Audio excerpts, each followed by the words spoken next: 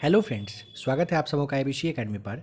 तो फ्रेंड्स, आज के इस क्लास में हम लोग बीपीएससी टीआरई 4.0 के लिए रुकमनी यानी कि प्लेटफॉर्म का वॉल्यूम सेकेंड, जो कि क्लास 6 to 8 और ख़ास करके सामाजिक विज्ञान है, उसका हम लोग सेट लगाने वाले हैं। आज के इस क्लास में हम लोग हिस्ट्री के 40 सवाल को देखेंगे। जो भी लोग नए हो ध्यान रखिएगा, इसका और भी क्लास दिया जा चुका है। और भी क्लास के बारे में लास्ट में बात करेंगे। आइए फिलहाल टाइम बर्बाद नहीं करेंगे और टीआरई 4.0 के लिए लगाते हैं सेट।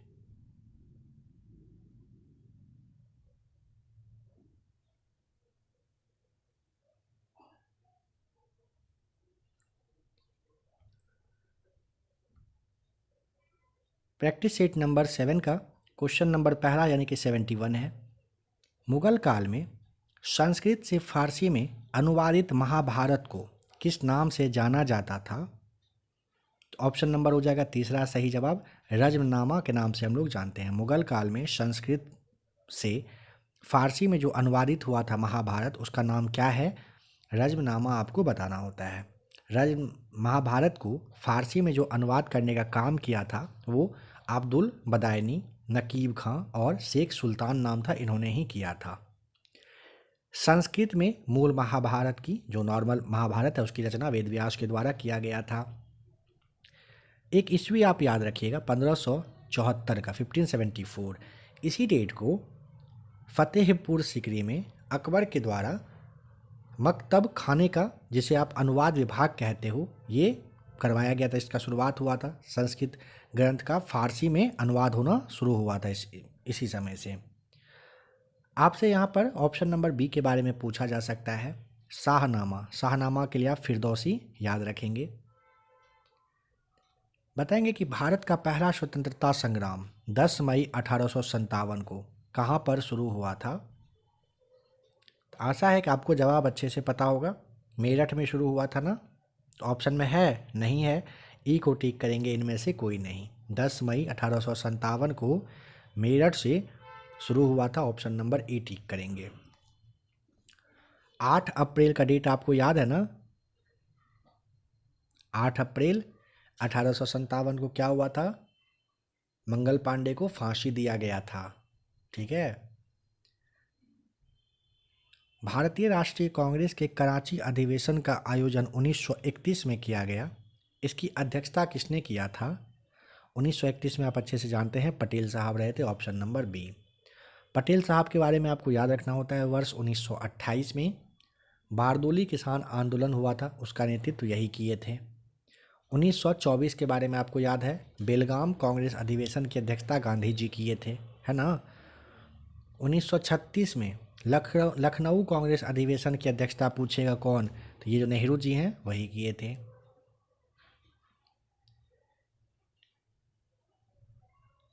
तो यहाँ पर तो आपका ऑप्शन नंबर बी सही जवाब है। कह रहे कि दक्षिण अफ्रीका से भारत लौटने के बाद महात्मा गांधी ने 1916 में किस विश्वविद्यालय में पहली बार सार्वजनिक तौर पर संबोधित किया था?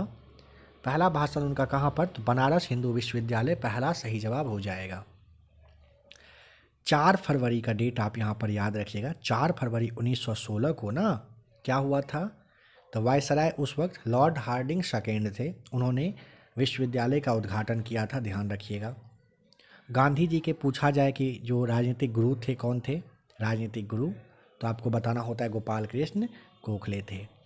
वर्ष 1904 ईस्वी में गांधी जी के द्वारा डरबन में फिनिक्स फॉर्म की स्थापना की गई थी, आप जानते होंगे। फिनिक्स फॉर्म 1904 में गांधी जी के द्वारा किया गया था। ठीक है। अच्छा, यहाँ पर एक दो बात और सुन लीजिए। चंपारण सत्याग्रह कब हुआ था? 1917 में। ठीक है। अहमदाबाद जो मिल हड़ताल है और एक साथ ही साथ आपका जो खेरा था, यह भी 1918 में ही हुआ था। ठीक है। असहयोग के बारे में आप जानते हैं, 1920 से 22 तक चला था। सविनय अवज्ञा आंदोलन कब चला था? 1930 से 34 तक चला था। और भारत छोड़ो कब से कब तक? 1942 से 44 तक चला था।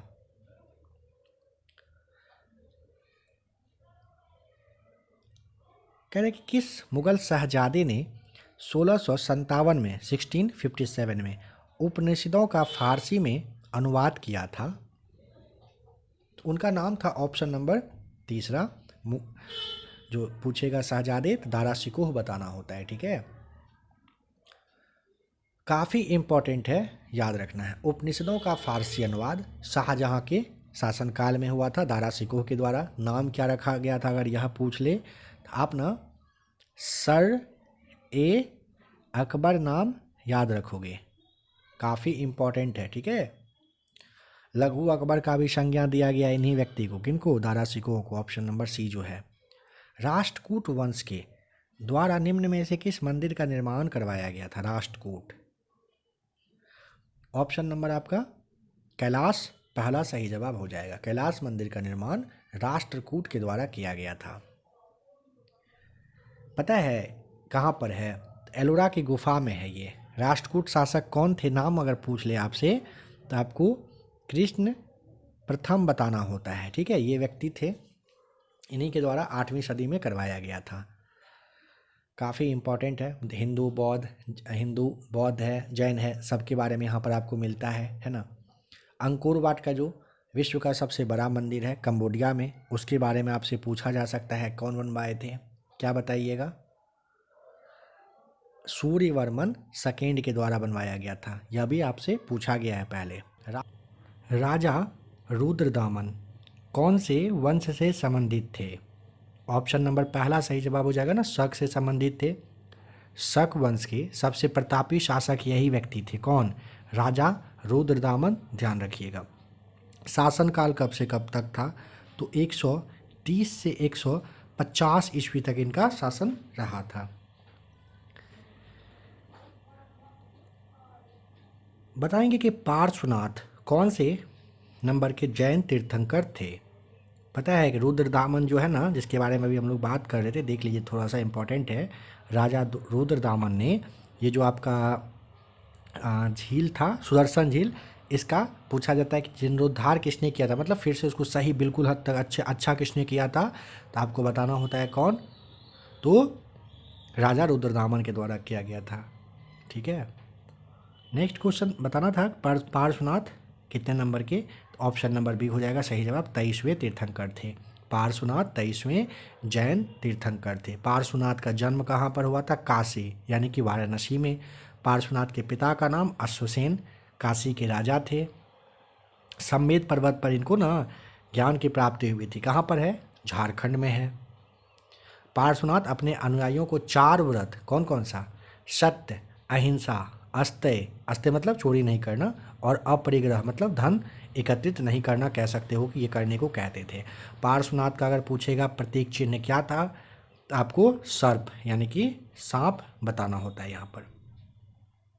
मौर्य साम्राज्य के पूर्वी भारतीय प्रांत की राजधानी कहाँ पर थी? ऑप्शन नंबर सी सही जवाब हो जाएगा, तोसली बताना होता है। मौर्य साम्राज्य के पूर्वी भारतीय प्रांत की राजधानी तोसली बताइएगा, ठीक है। अगर आपसे उत्तरापद का पूछेगा तब आप यहाँ पर तक्षशिला बता सकते हो। अवंती की राजधानी कहाँ थी? उज्जैनी, आपको याद होगा। यहाँ पर स्वर्णगिरी दिया हुआ है ना, ये ना स्वर्णगिरी जो है कहाँ का? तो दक्षिणापद की राजधानी थी। महाराष्ट्र में अजंता गुफाओं की चित्रकारी और मूर्तियाँ निम्नलिखित में से कौन से धर्म से संबंधित है? तो आपको अच्छे से पता है, बौद्ध धर्म। ऑप्शन नंबर बी हो जाएगा। महाराष्ट्र में है कार्ले और कन्हेरी की गुफा, जो प्रथम शताब्दी के आसपास का माना जाता है ये, ठीक है। महाराष्ट्र के एलोरा गुफा में गुफा संख्या 1 से 12 तक आपसे पूछ लेगा किस चीज़ के बारे में है, कौन से, किससे संबंधित है, तो बौद्ध से संबंधित है। कह रहे कि बुर्ज होम पुरातात्विक स्थल कहाँ पर है? जम्मू कश्मीर, आप जानते हैं। तीसरा सही जवाब आपको टिक करना होता है। यहाँ पर ना आपको पता है ना कि मिट्टी के बर्तन, गड्ढे में मिट्टी का आवास, ये सब मिला है। नाना घाट कह रहा है, नाना घाट अभिलेख निम्न में से किस राजवंश से संबंधित अभिलेख है? सातवाहन, ऑप्शन नंबर बी आपको टिक करना होता है। नाना घाट अभिलेख सातवाहन वंश की जो रानी थी, नाम था नैनिका, इन्हीं के द्वारा बनवाया गया था। काफ़ी इम्पोर्टेंट है ये भी। सिमुक नाम आपको याद है ना, सातवाहन वंश के संस्थापक थे यही सिमुक। कौन सा यहाँ पर कह रहा है कि सही मैच किया हुआ है? देखिए, हाथी गुम्फा में आपको खारवेल सही है, एहोल जो है पुलकेशिन सेकेंड सही है, जूनागढ़ में आप रुद्रनामन भी ठीक करेंगे ही। ऑप्शन नंबर डी बताइएगा, सभी बिल्कुल सही है। खारवेल के बारे में आपको याद रखना होता है एक बात, ये ना जो जैन धर्म है इसी को मानते थे, ठीक है। खारवेल को भिक्षु शासक और धर्मराज ये बात कहा गया है। हाथी गुम्फा अभिलेख में आपको पता है खारवेल ने कहा था कि वह तीनों देश, कौन कौन सा, चेर, चोल और पांड्य, उनके साथ कहिए कि मतलब उनको हराने का काम ये किया है, इनके द्वारा ये बात कहा गया है। जूनागढ़ अभिलेख संस्कृत भाषा में लिखा गया, हम लोग बात कर चुके हैं कुछ देर पहले, संस्कृत भाषा में आपका ये जूनागढ़ अभिलेख है। और रुद्रदामन प्रथम ने सुदर्शन झील को सही करवाया था, मरम्मत करवाया था। बताएं कि मेगास्थनीज ने अपनी यात्रा विवरण में पाटलिपुत्रा को निम्न में से कौन सा नाम दिया है। ऑप्शन नंबर तीसरा, पालीब्रोथा कहा है। मेगास्थनीज ने पाटलिपुत्र को पालिम्ब्रोथा करके कहा है। ये यूनानी शब्द है, पूछेगा कौन सा शब्द है, यूनानी वर्ड है। इसका अर्थ होता है क्या, इसका अर्थ होता है कि द्वार वाला नगर, जिसपे द्वार पे मतलब नगर ऐसा हो जो द्वार वाला नगर हो। दिल्ली सल्तनत के किस सुल्तान के पास दासों की संख्या सबसे अधिक थी। तो फिरोज शाह तुगलक, ऑप्शन नंबर तीसरा सही जवाब हो जाएगा ना। स्लेब सबसे ज़्यादा इन्हीं के पास था, कितना था पता है, 1,80,000 आपको बताना होता है। दीवान ए बंदगान दासों का देखभाल करने वाला एक विभाग बनाया गया था, और अकबर के द्वारा आपको बताना होता है कि अकबर दास पर रोक लगा दिए थे, दास प्रथा पर। फिरोज शाह तुगलक का समय कब से कब तक, 1351 से 88 तक शासन का रहा था, ठीक है, 1351 से 1388 तक रहा था। फिरोज शाह तुगलक दिल्ली सल्तनत का पहला शासक था जो अपनी आत्मकथा लिखा फुतूहत ए फिरोज शाही के नाम से। दीवान बंदगान पूछा जाता है, दीवान खैरात, दीवान इश्तिहाक, ये सब विभाग कौन बनवाया था, तो यही फिरोज शाह बताइएगा। कह रहे 1545 में शेर शाह कौन सा युद्ध लड़ा था। ऑप्शन नंबर आपको सी टिक करना होता है, कालिंजर का। शेर शाह 1545 में कौन सा कालिंजर का युद्ध लड़ा था। कालिंजर शासक का नाम अगर आपसे पूछ लेगा तो आपको ना कीरत सिंह बताना होता है। दिल्ली की गद्दी पर बैठने वाला शेर शाह ने क्या किया था 1541 में, बंगाल विजय। कौन, शेर शाह 1541 में बंगाल, 42 में मालवा, 43 में रायसीन विजय, 45 में बुंदेलखंड विजय आपको बताना होता है। कश्मीर के इतिहास को बताने वाला राष्ट्ररंगनी शासक शीर्षक कह रहा है वाले साहित्य की रचना से संबंधित निम्न में से कौन था। आप जानते हैं ना कौन था, कलहन, जोना राजा श्रीवर, प्रज्ञा भट्ट जो कहते जिसे कहते हो, सुक्का, ये सब आपको बताना होता है। तो ऑप्शन नंबर आप ना यहाँ पर डी को टिक करेंगे, एक से अधिक सही जवाब हो जाएगा। राष्ट्ररंगनी का जो ये सवाल है काफ़ी इम्पोर्टेंट है, पूछा जाता है। निम्न में से कौन रचना पुष्यभूति वंश के महान शासक हर्षवर्धन के द्वारा रचित है। रत्नावली है, हाँ है। नागानंद है, नागानंद जिसे कहते हो, बिल्कुल है। प्रियदर्शिका है, बिल्कुल है। ये सभी संस्कृत भाषा में नाट्य रचनाएं हैं। ऑप्शन नंबर डी आपको टिक करना होता है, ठीक है। पूर्व मीमांसा दर्शन के प्रतिपादक निम्न में से किसे माना जाता है। पूर्व मीमांसा के लिए आपको ना जैमिनी को याद करना होता है, ऑप्शन में तो है ही नहीं, ई को टिक करेंगे। पूर्व मीमांसा दर्शन के प्रतिपादक जैमिनी है। कपिल मुनि सांख्य दर्शन के प्रतिपादक, आप जानते हो कपिल मुनि के बारे में, है ना। पतंजलि के बारे में पता है ना, योग दर्शन से संबंधित है ये। उत्तर मीमांसा दर्शन के प्रतिपादक पूछेगा, उत्तर मीमांसा का बादरायण बताना होता है। वैशेषिक दर्शन पूछा जाता है तो कनाद, जिसे आप उलूक कहते हो, ये थे। न्याय दर्शन के जनक गौतम मुनि थे, न्याय सूत्र पुस्तक में लिखा गया था उनके द्वारा। मौर्य साम्राज्य के पतन का जो काल है कब से शुरू माना जाता है? ये तो आपके लिए आसान होगा काफ़ी। अशोक की मृत्यु के बाद से ही स्टार्ट हुआ था। अशोक की मृत्यु कब हुई थी? 232 ईसा पूर्व में हुई थी। बंगाल के सेन वंश का संस्थापक शासक जो है कौन था? सामंत सेन आपको बताना होता है, पहले हम लोग बात कर चुके हैं। ऑप्शन में है क्या? नहीं है, ई को टिक करेंगे फिर। ठीक है, बंगाल वंश के सेन, बंगाल का जो सेन वंश था उसके संस्थापक सामंत सेन थे।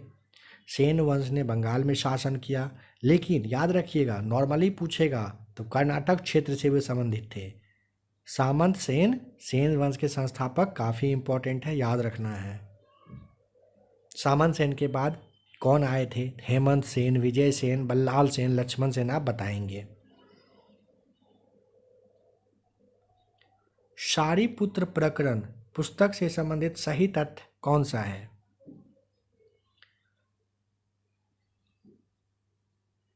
बौद्ध धर्म से संबंधित है, अश्वघोष के द्वारा रचित है और संस्कृत भाषा में है। तो क्या करेंगे अब? डी को टिक करेंगे। याद रखेंगे दोस्तों, शारिपुत्र प्रकरण पुस्तक से संबंधित सही तथ्य, यह पुस्तक बौद्ध धर्म से संबंधित है। इस पुस्तक के रचयिता अश्वघोष थे, इसकी भाषा संस्कृत है। ऑप्शन नंबर आपको यहाँ पर डी टिक करना होता है, उपरोक्त में से एक से अधिक सही है। अश्वघोष किसके दरबार में रहते थे? अगर यह पूछेगा तो आप कनिष्क हंसते खेलते बता देंगे, है ना। अश्वघोष का जन्म कहाँ? मगध क्षेत्र में हुआ था। कनिष्क जो है, ये जो अश्वघोष है उसको मगध से अपने साथ कश्मीर ले गया था। अश्वघोष चौथी बौद्ध संहिता के उपाध्यक्ष रहे थे। कह रहे कि भारत में सबसे प्रसिद्ध एवं महत्वपूर्ण शक शासक नाम है रुद्रदामन प्रथम। इसकी राजधानी कहाँ थी? उज्जैन, ऑप्शन नंबर बी हो जाएगा सही जवाब। शकों को एक नाम और भी, शक को एक और नाम से जाना जाता था, पता है कौन सा? याद कर सकते हैं क्या? सीथियन कहा जाता था। क्या कहेंगे? सीथियन। ऑप्शन नंबर फिलहाल आपको यहाँ पर क्या टिक करना पड़ेगा? बी टिक करना पड़ता है, उज्जैन। मुगल काल में सूबों यानी कि प्रांतों की संख्या सबसे अधिक किस शासक के काल में हो गई थी? औरंगजेब के समय में, ऑप्शन नंबर सी बिल्कुल सही जवाब हो जाएगा। किसके समय में हुआ था? औरंगजेब के समय में हुआ था। सूबे के प्रधान को सूबेदार कहते थे और औरंगजेब के शासनकाल में मुगल साम्राज्य का सूबे की संख्या पूछेगा कितना था? 21, आपको 21 बताना होता है। अकबर के समय में 12 सूबा था, ध्यान रखेंगे। पहले कितना था? 12। आप यहाँ पर देखिए, पहले आपको बताना होता है अकबर के समय में 12 था, बढ़ करके हो गया था 15। फिर आता है यहाँ पे जहांगीर। जहांगीर जब आता है तो इसके समय में हो गया था कितना? 17। ठीक है। और फिर आपका जो शाहजहाँ है, शाहजहाँ के काल में सूबे की संख्या हो गई थी कितनी? 19। ठीक है। और अंत में 21 हो गया था औरंगजेब के समय में। वर्ष 1564 में अकबर द्वारा निम्न में से कौन सा कार्य किया गया था? 1564 में पता है एक चीज, एक बताते हैं ट्रिक। दा ती जा, बहुत लोगों को याद नहीं रहता है ये। दा ती जा एक छोटा सा ट्रिक है, 2-4 बार बोलिए ना, दाती जा करके। 62 में, 63 में, 64 में हुआ था ये। 1562, ये 63 और ये वाला 64 में हुआ था। यहाँ पे क्या पूछा है? 64 में हुआ था जजिया की समाप्ति। ऑप्शन नंबर सी सही जवाब है। अकबर के द्वारा 1585 में क्या किया गया था, यह याद करिए। इसी तरह से सवाल अगर 64 के बदले ये दे देगा तो क्या बताइएगा आप, और सवाल यहीं से पूछा जाएगा। ठीक है। 85 में अकबर अपनी राजधानी फतेहपुर सिकरी से लाहौर लेकर के चला गया था। और 1599 ईस्वी आपको अगर याद हो, इस समय में अकबर वापस से अपनी राजधानी आगरा को बनाया था और अंत तक आगरा में ही शासन किया था। 1579 में यानी कि 1579 में अकबर ने मजहर की घोषणा की थी। ठीक है। याद रखिएगा। तीर्थकर की समाप्ति 63 में, दास हो गया 62 में, 62 63 64, दा ती जा। निम्न में से कौन अभिलेख गुप्त शासक स्कंद गुप्त का अभिलेख है, बताइए। ऑप्शन नंबर सेकेंड हो जाएगा सही जवाब ना, भीतरी अभिलेख। ठीक है, भीतरी अभिलेख गुप्त शासक स्कंद गुप्त का अभिलेख है। भीतरी अभिलेख उत्तर प्रदेश के गाजीपुर जिला के सैदपुर शहर के पास में भीतरी गांव से मिला है। अच्छा, गुप्त शासक जो स्कंद गुप्त है, यह जो नाम आपका है, इसका शासनकाल कब से कब तक था? 455 से 67 ईस्वी तक रहा था। भीतरी अभिलेख की भाषा क्या है? संस्कृत आपको बताना होता है, संस्कृत। एरन अभिलेख के बारे में पूछा जाता है। एरन अभिलेख गुप्त शासक जो भानुगुप्त हैं उन्हीं का अभिलेख है। 510 ईस्वी का है एरन वाला। मथुरा किस महाजनपद की राजधानी रहा था? मथुरा काफ़ी इजी है आपके लिए, सूरसेन सही जवाब हो जाएगा। ठीक है, मत्स्य की राजधानी शहर कौन सा है? विराटनगर, राजस्थान के जयपुर के पास था, याद रखेंगे। 16 महाजनपद में बटा था, ये तो खैर आप जानते हैं ये सब। मुगल शासक औरंगजेब निम्न में से किस या फिर किन प्रथाओं पर रोक लगा दिया था? औरंगजेब ने मुगल दरबार में हिंदू त्यौहार को मनाए जाने, मुगल शासक के जन्मदिन पर तुलादान, मुस्लिम महिलाओं को सूफी संतों के दरगाह पर जाना, उसके बाद झरोखा दर्शन होता था, उसे चित्रकार, संगीतकार, जो ज्योतिष शास्त्र था उनकी उपस्थिति वगैरह पर भी बैन लगा दिए थे। तो ऑप्शन नंबर डी टिक करना पड़ेगा आपको, सही जवाब। ठीक है, सभी यहाँ पर सही है। इब्न बतूता निम्न में से किस सुल्तान के काल में भारत आया था? ऑप्शन नंबर बी मोहम्मद बिन तुगलक के समय में आया था। मोरक्को का था, 1333 में आया था। अच्छा, ये तुगलक है, इसका टाइम पीरियड कब से कब तक था तुगलक का? 1325 से 1351 तक था। हम लोग पहले बात कर चुके हैं। मोहम्मद बिन तुगलक ने इब्न बतूता को दिल्ली का प्रमुख काजी भी बनाया था।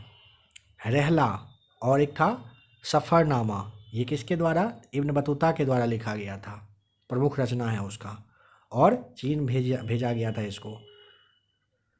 दिल्ली सल्तनत प्रशासन में एक नया विभाग दीवान ए इस्तिहाक का गठन किसने किया था? ऑप्शन नंबर सी सही है। अभी जस्ट हम लोग बात किए थे, याद है क्या? फिरोज शाह तुगलक के द्वारा किया गया था, कुछ ही देर पहले बात किए थे। तो ये होगा नहीं। ऑप्शन नंबर आपको क्या टिक करना पड़ेगा? यहाँ पर ई टिक करना पड़ेगा। दिल्ली सल्तनत प्रशासन में नया विभाग दीवान ए इस्तिहाक फिरोज शाह तुगलक के द्वारा शुरू किया गया था। दीवान ए बंदगान, दीवान ए खैरात, दीवान ए इस्तिहाक, सब आपको बताना होता है यहाँ पर। कह रहे हैं कैरोलिंगियन साम्राज्य का संस्थापक कौन था? ऑप्शन नंबर तीसरा हो जाएगा सही जवाब, शारलमा बताएंगे। कैरोलिंगियन साम्राज्य का संस्थापक कौन था? शारलमा सही जवाब है। शारलमा का शासनकाल कब से कब तक था? 742 से 814 ईस्वी तक इसका शासन था। कौन से जाति से शारलमा? आपको फ्रांके करके बताना होता है। पुनर्जागरण का केंद्र कहाँ पर था? आपको इटली बताना होता है, एटी करेंगे। दांते के बारे में एक व्यक्ति थे, दांते कहाँ के थे? इटली के रहने वाले थे। कोलंबस ने 1492 में किस स्थान की खोज की थी? आप जानते हैं ना 1492 में किसका? तो कोलंबस ने अमेरिका की खोज की थी। ऑप्शन नंबर बी बिल्कुल सही जवाब हो जाएगा। डेट क्या था? 12 अक्टूबर। ठीक है, 12 अक्टूबर 1442 को अमेरिका की खोज की गई थी। कह रहे क्या फिलाडेल्फिया का पहला सम्मेलन किस वर्ष में हुआ था? 1774 हो जाएगा सही जवाब। फिलाडेल्फिया का पहला सम्मेलन डेट क्या था पूछा जाता है आपसे, तो 5 सितंबर को आप बताएंगे 1774 में हुआ था। और दूसरा अगर पूछेगा तो आप ना 4 जुलाई 1776 को बताइएगा, दूसरा वाला हुआ था। पहला वाला ये रहा, दूसरा वाला ये रहा। फिलाडेल्फिया का 2 सम्मेलन दोनों काफ़ी इम्पोर्टेंट है। फ्रांस की क्रांति का स्वरूप क्या था? ऑप्शन नंबर हो जाएगा आपका सी सही जवाब, बुजुर्वा क्रांति आप बताएंगे। फ्रांस की क्रांति कब हुआ था? तो 14 जुलाई 1789 को आपको बताना होता है। बताएं कि त्रिराष्ट्रीय समझौता, जिसे आप ट्रिपल एंटेटे कहते हो, इसमें कौन सा शामिल नहीं था देश? जर्मनी नहीं था, इंग्लैंड था, फ्रांस भी था, ठीक है, लेकिन ये नहीं था।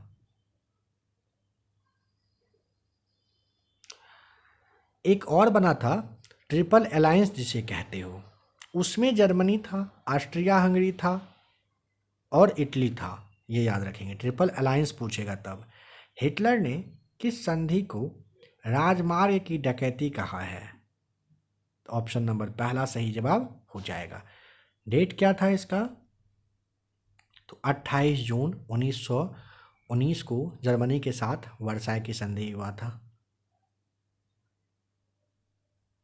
और पता है एक व्यक्ति था, काफ़ी इम्पोर्टेंट नाम है उसका, मार्शल